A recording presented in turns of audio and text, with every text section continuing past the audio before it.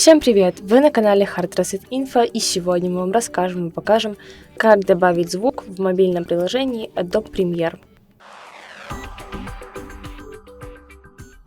Итак, мы уже находимся в приложении Adobe Premiere, он по-другому называется Premiere Rush, и для того, чтобы добавить звук, нам надо нажать на плюсик и здесь выбрать либо аудио, либо закадровый голос.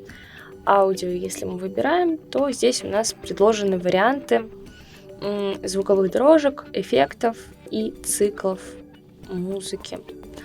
И, например, выбираем любой понравившийся вам звук.